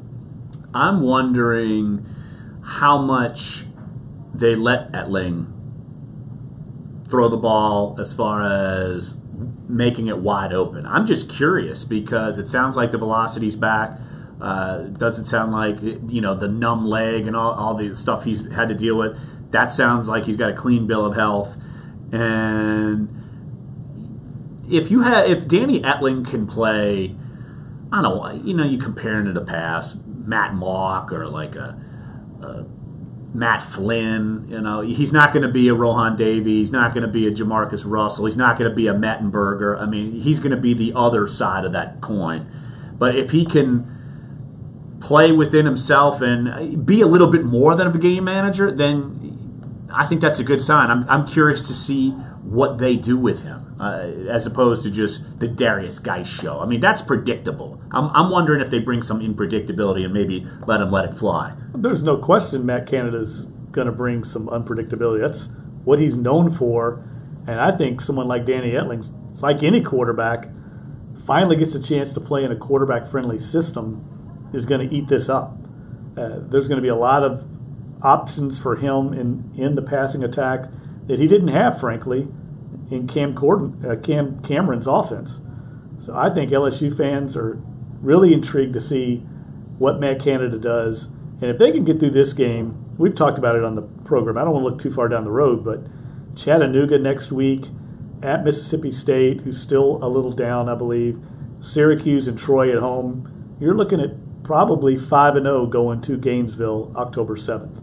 And you're wondering what Florida's going to look like coming out of this weekend. They got a ton of kids suspended. Of course, look, we've talked about LSU and their suspensions, how it's kind of a little cloak and dagger. We don't know who's what and what's where, and so it's something that we're going to have to almost figure out when you're watching, when you're in the press box and you got binoculars and you're looking down. You got to see which guy should be playing and he's not playing, but yeah, we do know that Arden Key's not playing, and injury, whatever, it doesn't matter. He's not ready to go. But I'm curious to see if Darius Geis was more than his teeth. I want to see if he's full go because his wisdom teeth. Yeah, so I will be there. We'll talk about it Monday. Everybody. Well, no, we won't. We're off Monday. That's right. Labor Day. So we'll be back here on Tuesday. So I want to thank Jim Derry for jumping on the show. I want to thank all the callers. Great show today. So come on back next Tuesday. Sports 1280, NOLA.com, and the iHeartRadio app. For Jeff Duncan, I'm Larry Holder. Appreciate all of the support, and we'll be back on Tuesday. Love the banjo.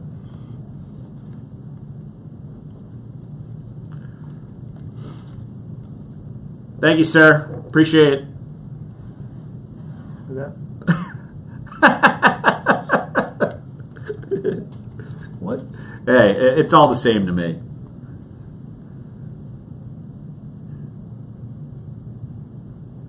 All right, Dave. Appreciate it, buddy. Who is that? David Dean, country guy.